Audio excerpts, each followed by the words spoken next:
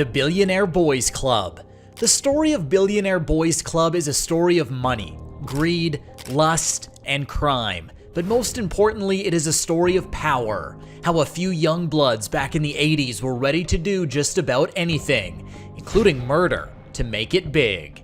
Charismatic, handsome, and convincing, members of this club managed to swindle millions of dollars from unsuspecting individuals who thought they were investing in the next big thing. How they rose to fame and how they fell to their demise. This is that story. Chapter 1: Small Beginnings. Joseph Henry Hunt, the founder of BBC, was born to a working-class family in Granada Hills, California. Even though later on most of the members of BBC came from affluent families, Joe Hunt himself had relatively humbler beginnings. Joe was smart and charismatic, and made it into a very prestigious school called the Harvard School for Boys, not to be confused with the famous Harvard University. Nevertheless, this school had a prestigious reputation locally. Mostly kids of really affluent families attended this school. This is when Joe Hunt first got an opportunity to meet the kids of rich people. Harvard was not a cheap school to attend, and so it had mostly rich kids clad in Armani suits and driving high-end BMWs and Mercedes. The only reason Joe was there was because he managed to score a few scholarships that took care of his finances. Chapter 2: BBC is founded. Joe's time in Harvard School for Boys proves fruitful because he manages to make connections with really rich kids that would later become founding members of the BBC. BBC comes into being in 1983 when Joe Hunt meets up with his old friends from Harvard and tells them about this new investment company that he's starting. He names the company BBC after a restaurant that he liked going to called Bombay Bicycle Company. This later becomes known as Billionaire Boys Club as word of their exploits starts going around. The founding members include Dean Carney and Ben Dost. Dean Carney is named second in command of the whole operation. Other members include Tom and Dave May. These twin brothers were heirs to the famous May department stores and brought real money to the table. Tom and Dave joining BBC was a big deal, as they were the gateway to big money being invested into BBC. The plan was simple: get people to give them money so they can invest in things like commodities and then turn insane amounts of profits. The operating philosophy was fake it till you make it. The core idea from the start was to look rich and look fresh, so it gave incoming investors the confidence that BBC was doing something right. This meant wearing expensive Armani suits and driving expensive cars like BMWs. If you looked rich, then to the world, you were rich. The appearance of success was enough to get it started. They would figure out the rest as they went along. Soon, money started pouring into the business. BBC leased expensive office space at the Wells Fargo building in Beverly Hills. This is where another important member of the BBC comes in: Jim Pittman. Jim Pittman was initially a doorman at that building, but Joe offered him to be the director of security at BBC, and soon he becomes like a personal bodyguard to Joe Hunt. Chapter 3: Drunk with Greed and Money. While initially Joe planned to make a legitimate effort to grow his investors' money, he and his team of young rich kids soon fall into a whirlwind of excess life. Parties, girls, drugs, and expensive cars become the main focus of the gang. Instead of figuring out investment strategies, BBC is throwing exclusive parties. As more and more money pours in, it is being directly funneled towards financing this party lifestyle of the members of BBC. It's the 80s, and these are 20-something kids living in Beverly Hills, so their focus is on living life, not working hard. On the side, Joe is trying to invest and make money in the market, but he's losing, and he's losing big. And add to that the fact that a lot of money is being bled because of the excessive lifestyle of the BBC members. Joe soon realizes that the BBC is in trouble, and he needs to do something fast about it. Chapter 4: Things Go South. BBC is continuing its party lifestyle, while in the background trouble is brewing with the company. They are taking in investor money, but they aren't making any profits from it. BBC has turned into a Ponzi scheme at this point. They're basically using new investor money to pay out the old investors, and at the same time, they're keeping up the appearances of a successful business. This is where 40-year-old Ron Levin comes into the picture. They may not know it at the time, but this is when things really start to go south for Billionaire Boys Club. They hear about Ron in their social circle as this successful Beverly Hills businessman. Joe sees in Ron a way out of the mess he has created before everything blows up.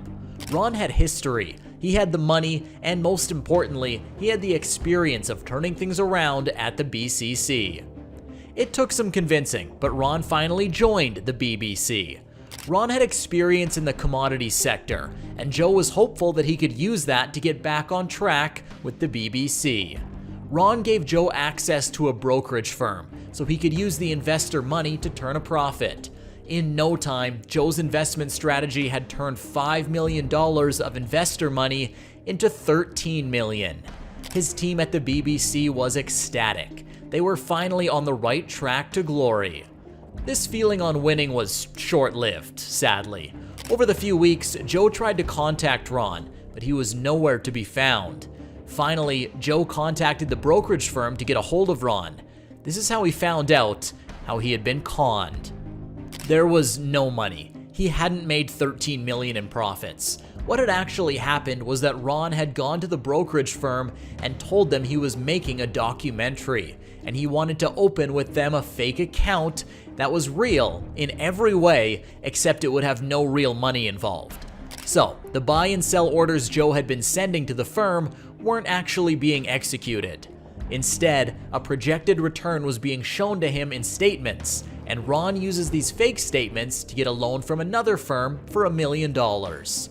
Joe had been duped, and he wanted to get his money back from Ron.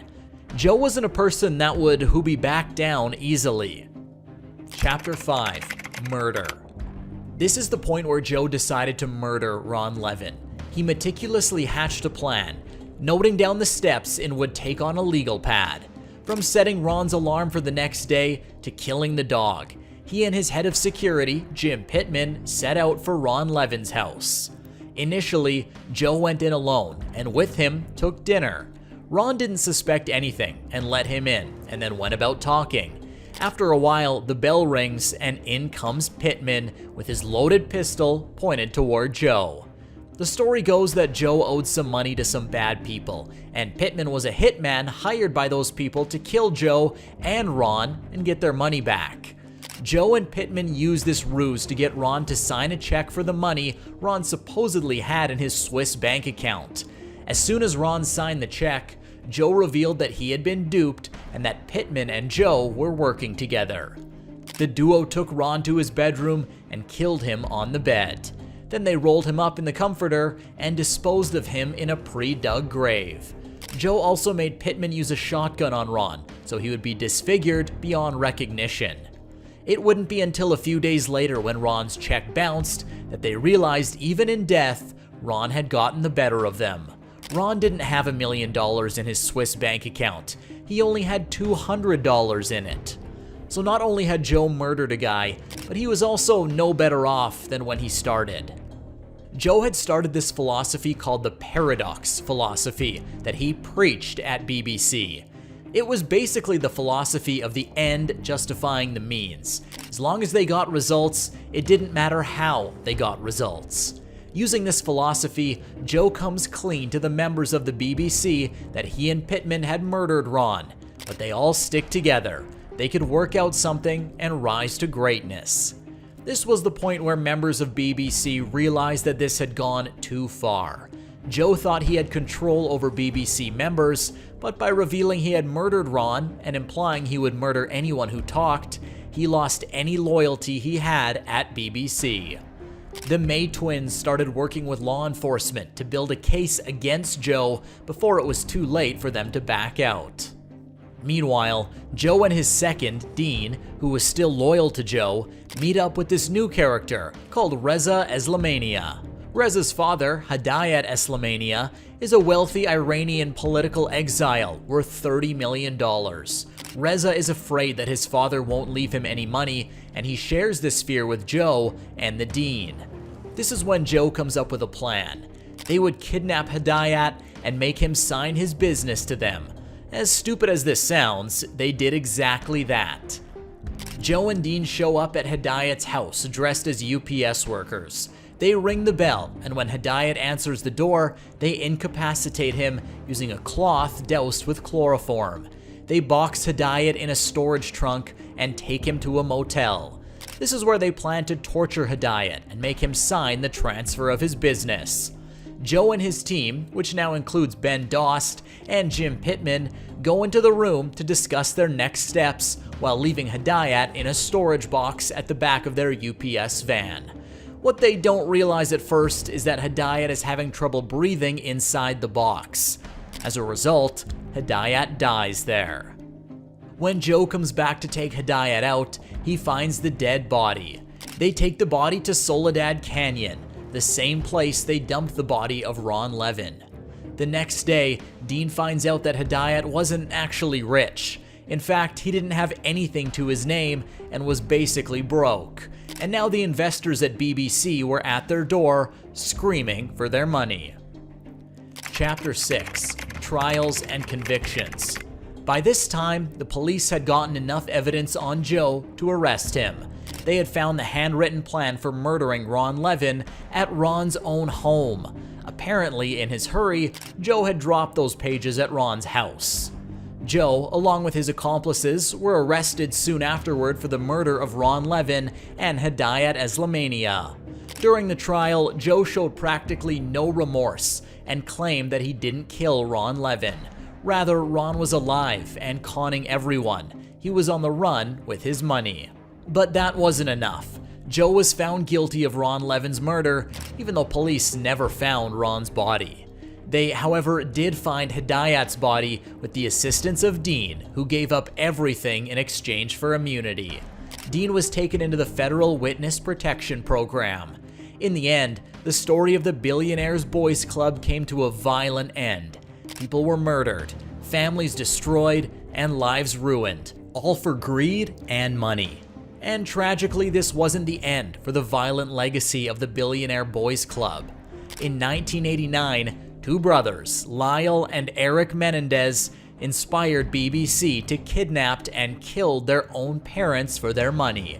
So even after BBC and its philosophy was shut down, it still spread its toxic waves throughout the world.